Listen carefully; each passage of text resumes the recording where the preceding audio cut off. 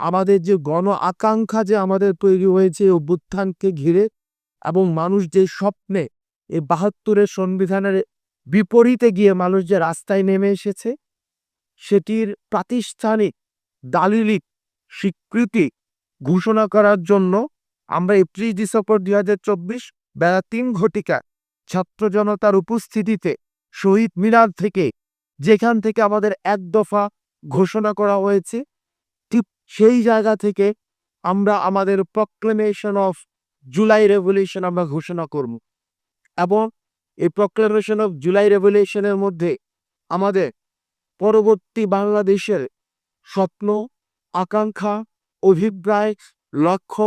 এবং ইশতেহার সেখানেও লিপিবদ্ধ থাকবে। এটি কোনো দলের কোনো প্রক্লেমেশন না, এটি নির্দিষ্ট কোনো শ্রেণীর প্রক্লেমেশন না, বরং আমাদের এই যে ঐতিহাসিক যে আমরা প্রতারিত একটি প্রজন্ম, ঐতিহাসিকভাবে আমাদের যে স্বপ্নগুলো ঐতিহাসিক বিভিন্ন স্তরে স্তরে আমাদের বঞ্চিত হয়েছে, আমরা প্রতারিত হয়েছি, এই প্রক্লেমেশনের মধ্য দিয়ে আমাদের এই বঞ্চিতের ধারাবাহিকতা যেন আর না থাকে এবং আমাদের গণমানুষের আশা আকাঙ্ক্ষার যেন প্রতিফলন ঘটে, সেটির একটি ইশতেহার জনগণের সামনে জাতির সামনে সেগুলো ঘোষণা করা হবে। এবং ৭২-এর যে সংবিধানের বিরুদ্ধে মানুষ দাঁড়িয়েছে, মুজিববাদী চেতনার বিরুদ্ধে মানুষ দাঁড়িয়েছে, আওয়ামী লীগের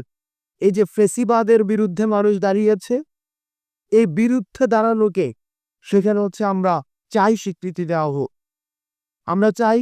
এই মুজিববাদী সংবিধান কবরস্থ ঘোষণা করা হবে। সেই সেই যেখান থেকে অ্যান্টোফার ঘোষণা দেওয়া হয়েছে, ঠিক সেই জায়গা থেকে মুজিববাদী ৭২-এর সংবিধানের কবর রচিত হবে। ঠিক সেই জায়গা থেকে আওয়ামী লীগ বাংলাদেশের প্রেক্ষাপটে একটি অপ্রাসঙ্গিক একটি রাজনৈতিক দল, যারা গণমানুষকে মানুষ হিসেবে স্বীকৃতি না দিয়ে নির্যাতন, নিপীড়ন, গুম এবং খুন এবং হত্যার যারা রাজনীতি করেছে, যারা জনগণের বিপরীতে আশা আকাঙ্ক্ষার বিপরীতে দাঁড়িয়েছে, আমরা প্রত্যাশা রাখছি এই জুলাই প্রক্লেমেশন অফ জুলাই রেভলিউশনে এই নাৎসিবাদী এই দলটিকে সেখান থেকে বাংলাদেশে অপ্রাসঙ্গিক ঘোষণা করা হবে। এবং মানুষ যে স্বপ্ন নিয়ে এখন রয়েছে, যে বাংলাদেশে একটি দীর্ঘদিন বাংলাদেশে একটি বিচারহীনতার সংস্কৃতির মধ্য দিয়ে গিয়েছে, আমরা চাই এই শহীদ মিনার থেকে প্রক্লেমেশন অফ জুলাই রেভলিউশনের মধ্যে বিচার নিশ্চিতের আমরা ইশতেহার ঘোষণা থাকবে।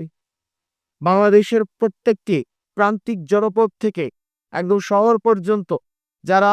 ৫ই অগাস্টে পূর্বে এবং ৫ই অগাস্ট পর্যন্ত এবং পরবর্তী সময়ে আপনারা বাংলাদেশকে গঠন করার জন্য, বিনির্মাণের জন্য রাস্তায় নেমে এসেছিলেন, ঠিক একইভাবে আমাদের ৩১শে ডিসেম্বর আমরা শহীদ মিনার প্রাঙ্গণে আমরা সবাই আবার মিলিত হব এবং আমরা আমাদের পরবর্তী বাংলাদেশ বিনির্মাণের যে আকাঙ্ক্ষা, সেই আকাঙ্ক্ষা আমরা একসাথে ঘোষণা করব।